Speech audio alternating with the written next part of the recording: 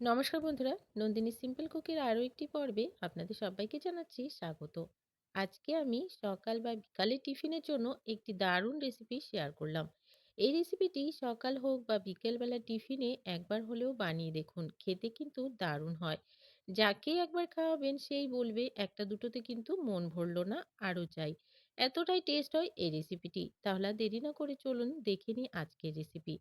আজকের এই রেসিপিটি তৈরি করার জন্য প্রথমে এদিকে একটি কড়াই বসিয়ে দিয়ে কড়াইতে দিয়ে দিচ্ছি 2 থেকে 3 চামচ পরিমাণ সাদা তেল। তেলটা একটু গরম হয়ে গেলে দিয়ে দিচ্ছি 1/2 চামচ পরিমাণ গোটা জিরা।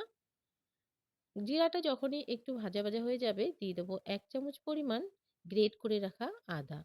আদাটাকে দিয়ে হালকা একটু ভেজে নিতে হবে। আদাটা একটু ভাজা হয়ে গেলে দিয়ে দেবো পেঁয়াজ কুচি। এখানে দুটো পেঁয়াজ একদমই ঝিরিঝিরি করে কেটে নেওয়া আছে। পেঁয়াজটা দিয়ে পেঁয়াজটাকেও কিন্তু একটু ভেজে নিতে হবে। পেঁয়াজটা কিছুক্ষণ সময় নিয়ে একটু ভেজে নিয়েছি। হালকা সফট যখন পেঁয়াজটা হয়ে যাবে, ঠিক এইরকম ভিডিওতে আপনারা দেখতে পাচ্ছেন। খুব বেশি না ভাজলেও চলবে, একটু সফট হয়ে করে নিতে হবে। এবারে এখানে দিয়ে দেব আলু সেদ্ধ। এখানে ৩ টি আলু সেদ্ধ করে খুব ভালো করে একদমই ম্যাশ করে নিতে হবে। এবারে খুব ভালো করে আলুটাকে একটু পেঁয়াজের সাথে মিশিয়ে নিচ্ছি। এবারে এখানে কিছু পরিমাণ উম মসলা দিয়ে দিচ্ছি পরিমাণ মতো লবণ, 1/2 চামচ পরিমাণ দিয়ে দিচ্ছি হলুদের গুঁড়ো, 1/2 চামচ দিয়ে দিচ্ছি ধনে গুঁড়ো, 1/2 চামচ দিয়ে দিচ্ছি কাশ্মীরি লাল লঙ্কার গুঁড়ো, আর দিয়ে দিচ্ছি ২ থেকে ৩ টি কাঁচা লঙ্কা কুচি, আর 1/2 চামচ দিয়ে দিচ্ছি গরম মসলার গুঁড়ো, আর ১ চামচ পরিমাণ দিয়ে দিচ্ছি চাট মসলা। আর আগে থেকে ৩ টি ডিম সেদ্ধ করে রেখেছিলাম, ডিমগুলোকে গ্রেট করে দিয়ে দিলাম। এখানে ডিমটাকে অবশ্যই কিন্তু গ্রেট করে দিতে হবে। এবারে খুব ভালো করে সমস্ত কিছুকে মিশিয়ে নিচ্ছি। এই রেসিপিটি একবার হলেও এইভাবে বানিয়ে দেখুন বন্ধুরা, খেতে দারুণ টেস্ট হয়। আর এই পুরটি বা এই রেসিপিটি বানিয়ে কিন্তু ফ্রিজে রেখে ১-২ দিন পরেও বানিয়ে খেতে পারবেন। এবারে খুব ভালো করে সমস্ত কিছুকে মিশিয়ে নিলাম কিছুক্ষণ হাতে সময় নিয়ে। মিশিয়ে নিয়ে যখন দেখবেন একটু আঠা, আঠা ভাব চলে আসবে বা কড়াই ছেড়ে দিচ্ছে, তখনই কিন্তু পুরটা রেডি হয়ে যাবে। নামিয়ে ঠান্ডা করে নিতে হবে।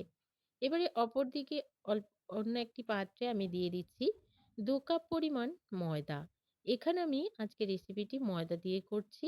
আপনারা চাইলে আটা দিয়েও করতে পারেন। এবারে এখানে দিয়ে দিচ্ছি পরিমাণ মতো লবণ, আর দিয়ে দেবো ২ চামচ পরিমাণ সাদা তেল। দিয়ে খুব ভালো করে প্রথমে একটু ময়ান দিয়ে নিচ্ছি। খুব ভালো করে একটু ময়ান দিয়ে নিয়ে অল্প, অল্প পরিমাণ জল দিয়ে মেখে নিচ্ছি। বন্ধুরা, ১ম এ একটু জলটা দিয়ে আমি মাখা শুরু করে দিয়েছিলাম। তো তখন আমার একদমই ক্যামেরাটা অন করতে ভুলে গেছিলাম। তো এখানে অল্প, অল্প পরিমাণে জল দিয়ে ডোটাকে মেখে রেডি করে নিতে হবে। তো ডোটা আমার একদমই রেডি হয়ে গেছে। রেস্টে রাখার একদমই প্রয়োজন নেই। এখান থেকে কয়েকটা লেচি কেটে নেব। এই লেচিগুলো কিন্তু একটু বড় করে তৈরি করে নিতে হবে, যেমন আমরা রুটি তৈরি করার জন্য তৈরি করি। একটু বড় সাইজ করে সমস্ত লেচিগুলোকে আমি কেটে নিলাম।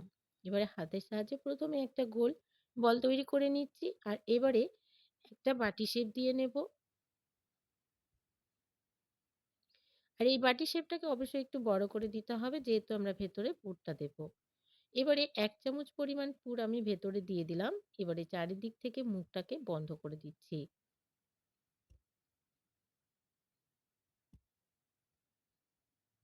একটা আমার তৈরি করে নেওয়া হয়ে গেছে।